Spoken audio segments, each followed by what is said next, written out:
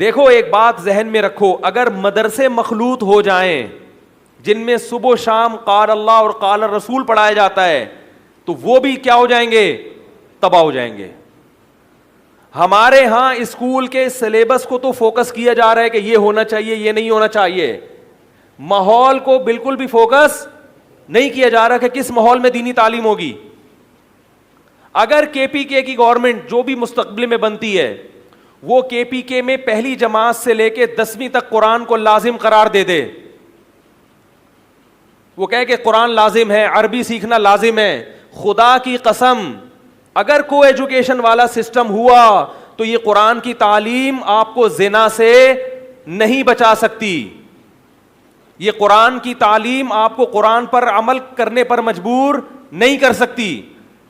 میں کہتا ہوں پہلی جماعت سے لے کے 10ویں تک قرآن نہ ہو, لڑکوں کا الگ مدرسہ اسکول بنا دو, لڑکیوں کا الگ مدرسہ اسکول بنا دو. یہ زیادہ اہم ہے بنسبت اس کے کہ سلیبس میں قرآن کی آیات کو شامل کیا جائے. کیا کریں, کیسے سمجھائیں بھائی؟ قرآن کی تعلیم بھی ضروری ہے مگر اتنی ضروری نہیں ہے جتنا مرد اور عورت کا الگ الگ بیٹھنا, بولو بھائی, زیادہ ضروری ہے. ہم اپنے باپ داداؤں میں اور آج بھی ایسی خواتین کو جانتے ہیں جنہوں نے قرآن نہیں پڑھا مگر قرآن پر عمل اچھی طرح سے کرتی ہیں. ان کو نہیں پتا قرآن میں کیا لکھا ہے, لیکن ان کو پتا ہے کہ غیرت اللہ کا حکم ہے, حیا اللہ کا حکم ہے, شوہر کی اطاعت اللہ کا حکم ہے, بھائیوں سے محبت اللہ کا حکم ہے. یہ 5-6 احکام ان کو معلوم ہے, قرآن ایک لفظ بھی نہیں جانتی. اور ایسی خواتین کو بھی جانتا ہوں الحمد سے لے کے والناس تک پورا قرآن پڑھا ہوا ہے مگر 10 مردوں سے ان کے تعلقات ہیں.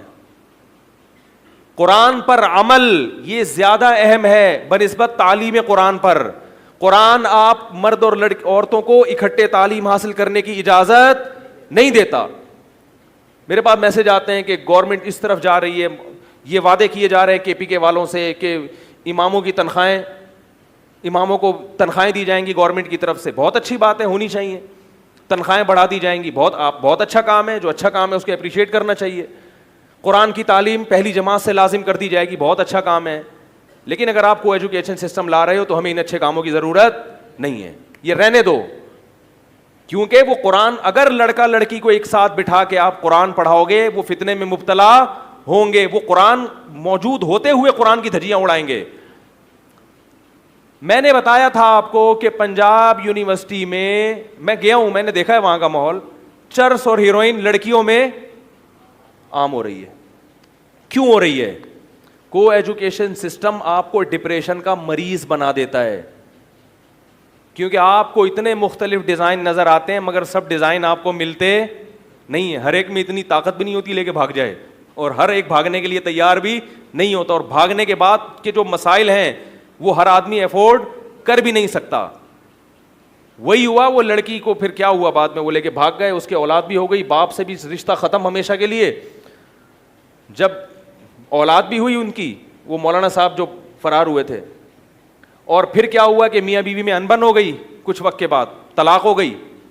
اب وہ بچی نہ باپ کے قابل اور نہ شوہر کے قابل, کیونکہ مرد جب یہ دیکھتا ہے کہ بھاگ کے آئی ہے تو اب اس کا تو پیچھے کوئی پوچھنے والا ہے نہیں. وہ بعض دفعہ وہ اس مجبوری سے ناجائز فائدہ اٹھا لیتا ہے, اور نہ بھی اٹھائے تو ہر جوڑے کامیاب نہیں ہوتے. پیچھے والدین کی سپورٹ ہو کہ اگر طلاق ہوتی ہے تو والدین اس کو رکھیں اپنے پاس. باپ نے ہمیشہ کے لیے گھر سے نکال دیا. تو یہ کو ایجوکیشن تھی, اور اس میں پڑھایا کیا جا رہا تھا؟ قرآن. ہم لوگ آنکھیں بند کر لیتے ہیں. کبوتر کے بارے میں مشہور ہے کہ جب بلی کو دیکھتا ہے تو آنکھیں بند کر لیتا ہے, اور اس خوش فہمی میں مبتلا ہوتا ہے کہ جیسے میں بلی کو نہیں دیکھ پا رہا, بلی بھی مجھے نہیں دیکھ پا رہی. بھائی آپ آنکھیں بند کر رہے ہیں, لیکن یہ گراؤنڈ ریئلٹی یہی ہے جو میں آپ کے سامنے پیش کر رہا ہوں. اس لیے اللہ نے کہا کہ دونوں کو کیا رکھو, ایک دوسرے سے الگ رکھو. علماء نے یہاں تک لکھا ہے کہ اپنے لڑکوں کو, جو چھوٹے بیٹے ہوتے ہیں, ان کو لڑکیوں میں کھیلنے مت دو. جو نابالغ چھوٹے بچے ہیں, دیکھو 6-7 سال کا جو لڑکا ہے, لڑکیوں میں اس کو نہیں کھیلنے دو, بلکہ اس کو بولو تم کہاں کھیلو گے؟ لڑکوں میں. اور لڑکیاں کہاں کھیلیں گی؟ بولو نا بھائی, لڑکیوں میں کھیلیں گی. بچپن سے جو بچہ بچیوں میں کھیلتا ہے اس کا جو مائنڈ ہے, اس کا جو دماغ ہے, وہ آہستہ آہستہ خراب ہو جاتا ہے. اس میں مردانگی پیدا نہیں ہوتی. زنانے سے آپ نے دیکھا ہوگا جو زیادہ لڑکیوں میں کھیلتے ہیں ان میں زنانہ پن آ جاتا ہے. تو اللہ نے ایک نظام بنا, ہمیشہ سے مسلمانوں میں ایسا ہی ہوتا آ رہا ہے. تو میں نے اس وقت ایک افغانی دیکھا, وہ افغانی آیا, ایڈمیشن لیا اس نے, اور اگلے دن اس نے چھوڑ دیا. تو پرنسپل اس سے پوچھ رہے کہ آپ چھوڑ کیوں؟ کہہ رہے یار یہ ماحول مجھے اس میں اپنی, یعنی مجھے ایسا لگتا ہے میں مرد نہیں ہوں, کیا عورتوں میں گھسا ہوا ہوں میں, ہمیں ہمیشہ مردوں میں بیٹھ زندگی گزاری ہے, اب مردوں میں بیٹھنا ہی ہمیں کیا لگتا ہے؟ بولو بھائی اچھا لگتا ہے. میں نے کہا یہ غیرت مند آدمی ہے. حالانکہ جوان تھا, اس کو بھی انٹرٹینمنٹ کا بہت شوق ہوتا ہے اس عمر میں, لیکن اس نے کہا یہ ماحول جو ہے نا, لڑکیاں چاروں طرف دائیں بائیں بیٹھی ہوئی ہیں, کی ہنسی مذاق چل رہا ہے, اس سے مجھے اپنے اندر سے نسوانیت کی بو آ رہی ہے. مجھے ایسا لگ رہا ہے میں آدمی نہیں ہوں, میں کیا ہوں؟ مخنث ہوں. سمجھ میں نہیں آ رہی بات؟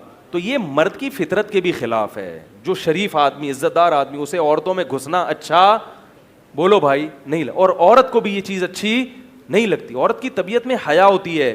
ہماری یونیورسٹیاں, ہمارے تعلیمی ادارے کھرچ کھرچ کے شرم نکالتے ہیں. کھرچ کھرچ کے کیا کرتے ہیں؟ باقاعدہ شرم. تو یہ ہمارے تعلیمی اداروں میں لڑکیوں پہ باقاعدہ آرڈر پہ شرم نکلوائی جا رہی ہے. ماں باپ بھیج رہے ہیں کہ جاؤ اس سے شرم نکالو. تو یہ کانفیڈنس نہیں ہے. یہ لیبل کیا لگایا جاتا ہے؟ اس بچی میں اتنا کانفیڈنس ہے کہ یہ مردوں میں اس کو شرم نہیں آتی. یہ کانفیڈنس نہیں ہے, یہ بے شرمی ہے جس کو آپ کانفیڈنس سے تعبیر کر رہے ہیں. ہر بری چیز پہ لیبل کیا لگایا جا رہا ہے؟ اچھا. تعلیمی اداروں سے اللہ کا واسطہ کو ایجوکیشن سسٹم کو ختم کرنے کی کوشش کرو, آواز اٹھاؤ. دو بڑے مسئلے چل رہے ہیں ملک میں. قادیانیت کا مسئلہ, تو وہ تو الحمدللہ سپریم ہائی کورٹ نے, اسلام آباد کی ہائی کورٹ نے حل کر دیا الحمدللہ. اب انشاءاللہ پاکستان میں کسی کے میں دم نہیں ہے کہ کوئی قادیانیوں کے حق میں قانون سازی کی کوشش کرے. علماء نے الحمدللہ اپیل کی اسلام آباد ہائی کورٹ میں, اور اس یہ اپیل دائر کی تھی, رد دائر کی تھی کہ یہ جو قانون میں تبدیلی ہوئی ہے اس کا اصل ذمہ دار کون ہے. یہ چیزیں دھرنوں سے نہیں پتہ چلتی, تمیز سے آپ عدالت جائیں تو پھر ہوتا ہے. تو اس کے خلاف پھر شواہد پیش کیے گئے, تو الحمدللہ اصل ذمہ داروں کے نام سامنے آ گئے کہ یہ لوگ تھے جنہوں نے پن کیا تھا. ٹھیک ہے نا, ان لوگوں کے نام سامنے آ گئے. تو اب الحمدللہ قادیانیت کے خلاف ملک میں اتنی زبردست قانون سازی ہو چکی ہے الحمدللہ کہ انشاءاللہ اب کسی اسمبلی میں بیٹھے ہوئے شخص میں یہ جرت نہیں ہوگی کہ وہ قادیانیوں کے حق میں چور دروازے سے کوئی قانون پاس کرنے کی کوشش کرے. لیکن دوسرا ایک بہت بڑا مسئلہ جو کو ایجوکیشن سسٹم کا ہے, اس کے خلاف نہ کوئی آواز اٹھائی جا رہی ہے, نہ کوئی بل پاس کرنے کی بات کی جا رہی ہے. ہماری جو دینی جماعتیں ہیں وہ بھی اس بارے میں ہمیں خاموش نظر آتی ہیں. ایک اصول یاد رکھیں, جمہوری طرز عمل میں کوئی بھی سیاسی جماعت ہوگی, چاہے وہ دینی ہو یا لبرل جماعت ہو, وہ یہ دیکھتی ہے کہ پبلک کیا چاہتی ہے. آئی بات سمجھ میں؟ اگر پبلک نہیں چاہتی تو ان کو پتا ہے کہ پھر اس فوکس, اس ٹاسک پہ کام کرنا, اس سے ہمارا ووٹ ضائع ہو جائے گا. جو ہمارے ووٹ کی طاقت ہے وہ کیا ہوگی؟ ضائع ہوگی. تو اگر عوام احتجاج کرے گی, ٹویٹر پہ ٹویٹ کریں آپ لوگ, فیس بک پہ مہم چلائیں, واٹس ایپ پہ چلائیں, یوٹیوب پہ چلائیں کہ بھائی ہمیں کو ایجوکیشن سسٹم, بولو بھائی, نہیں چاہیے, تو انشاءاللہ میں سمجھتا ہوں کہ مستقبل میں کچھ ایسی قانون سازی ہو سکتی ہے کہ یہ اسلامی ملک ہے بھائی, مردوں کے لیے الگ ادارے بنیں گے. اور ایسی ویڈیوز یوٹیوب پہ آ رہی ہیں کہ لڑکوں کے کالج میں باقاعدہ فیمیل ٹیچر پڑھا رہی ہے اور لڑکیوں کے کالج میں باقاعدہ, بولو بھائی, میل. بھائی اس کو ادھر بھیج دو, اس کو ادھر بھیج دو. نا نا نا نا, ہم لبرل لوگ ہیں. تو لبرل بن جاؤ, پھر وہی ہو جائے گا چڑیاں پہن کے جو یورپ میں گھوم رہے ہیں لوگ. تو آپ کا مستقبل کیا ہوگا؟ بولو بھائی.